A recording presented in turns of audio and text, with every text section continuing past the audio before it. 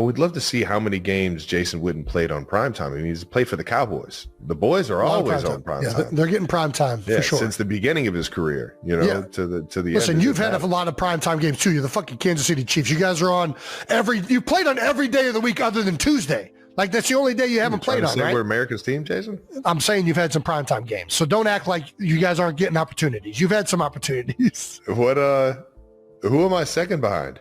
You got to be Tony, right? That's the only person that makes sense. But he didn't have a lot of primetime, did he? What are you trying to say? He was on the Chiefs when they weren't very good. The Chiefs, when Tony was there, not the same as Chiefs of recent. I don't know. Them boys was cold in 03. Who are we second behind? Do we got that, I gotta know. Brandon? I want to know who we... Take a guess. Receiving stats. Who do you think? Oh, it's only receiving. It's not tight end. It's just not second. Tight ends? Receiving stats. Who do you think it is? Oh, Jerry Rice. There you go. Yeah, Bang. Yeah, sorry. I thought it was just tight ends. All right, that's an easy answer. Thank you, Brandon. It's always receiving numbers. How far behind him? You got to be Miles. 49ers, they were in some primetime games. You're miles behind Jerry.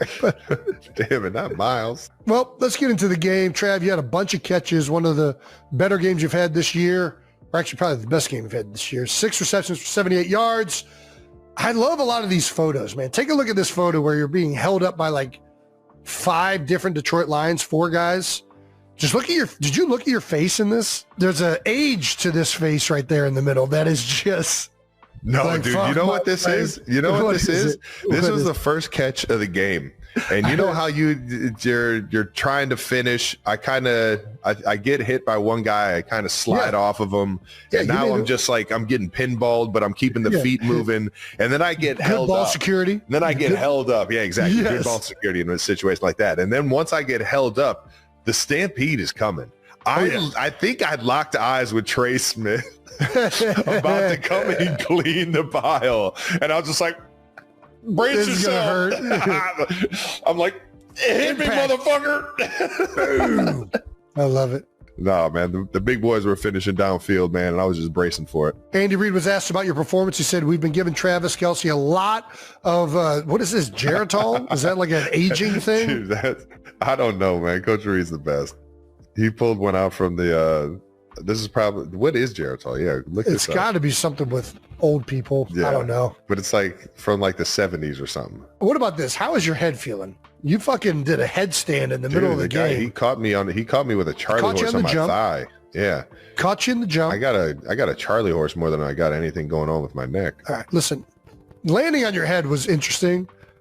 What the fuck were you doing reaching for the pylon after? Did you think you were not down? Just feeling stupid that I did in the end zone. So I'm just like, motherfucker, man. You had been down for like 4 seconds. Boom. Like, God damn it, Travis. You're on the fucking 1 yard line. Get in the goddamn end zone. Stop jumping, man. Favorite things of the game was that. I just love the reach. It looks even worse. They did it in a slow motion on the broadcast. It made it look even worse.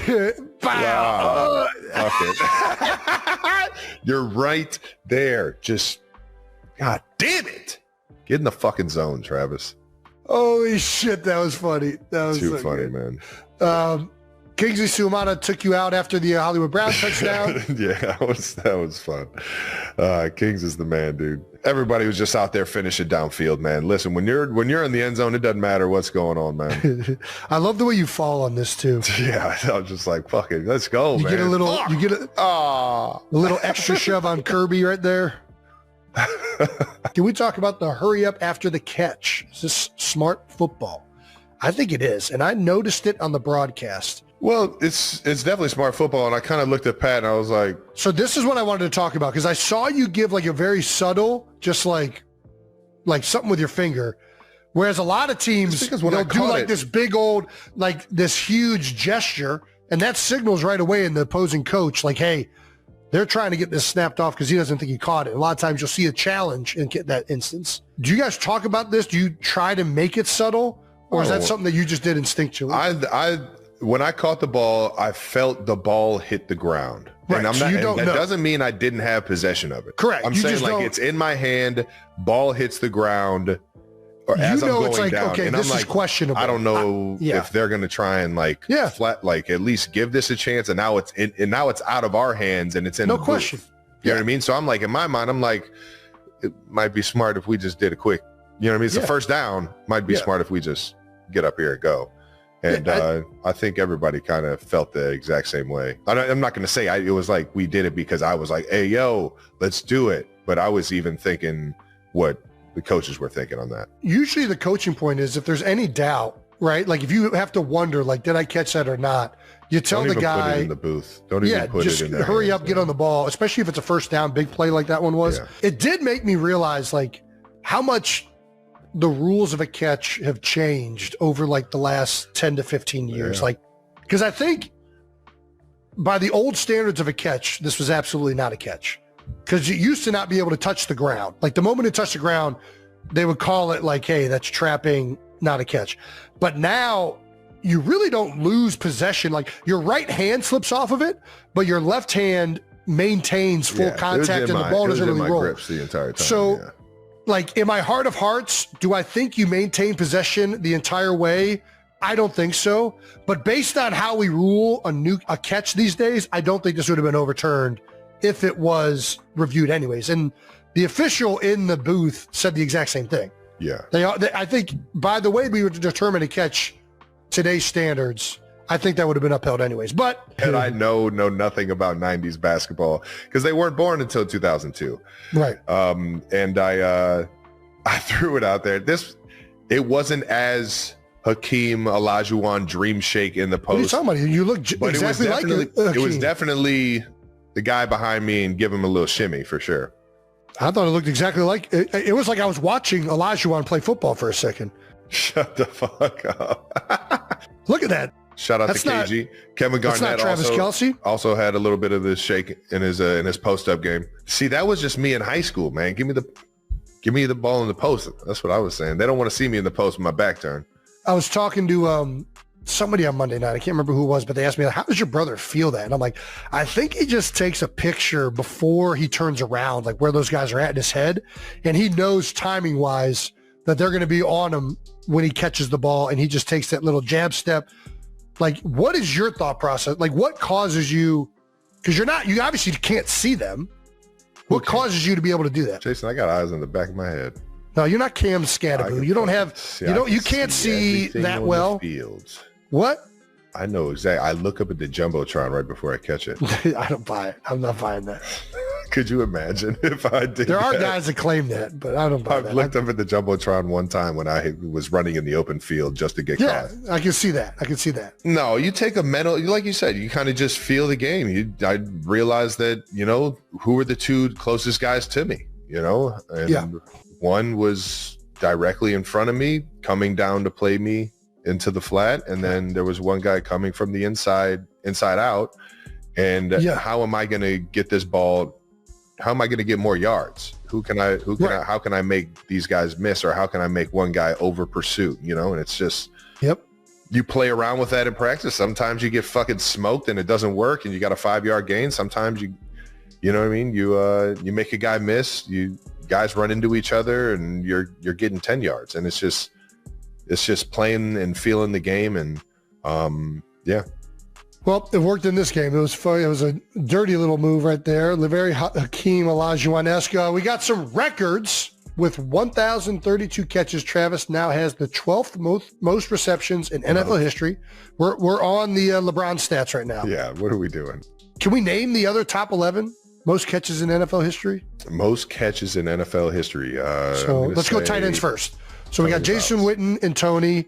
Is Antonio Gates still above you in receptions, or is he not? I would assume he is, yes. So let's say those three. Those are the three tight ends above you, right? Yeah. Then we got receivers. We got Jerry Rice, Randy Moss. I'm thinking Randy, right? It's got to be guys that played forever in the modern era. So Jerry. Larry Fitz. Larry Fitzgerald. Julio Jones. Larry Fitz. Yeah. Larry. Not Julio. It's got to be somebody that played with Peyton. Marvin or, oh my gosh.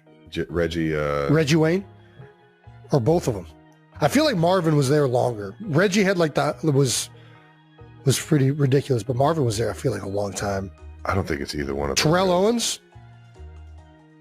T.O.'s got to be up there, right? He's got to be. I'm giving you nothing. You're on this list by yourself at this point. Antonio Brown? Tim Brown? No, not Antonio didn't play long enough, I don't think. I feel like Tim Brown played for a long time, right? Yeah. Megatron didn't play a long time, but he might be up there. Now I just want to know. Who are we missing, Brendan? Jerry Rice, Larry Fitz, Tony, Marvin Harris. Yeah, Chris Carter's one that we definitely should have got. Tim Brown, we got Terrell Owens, Anquan Bolden. Damn.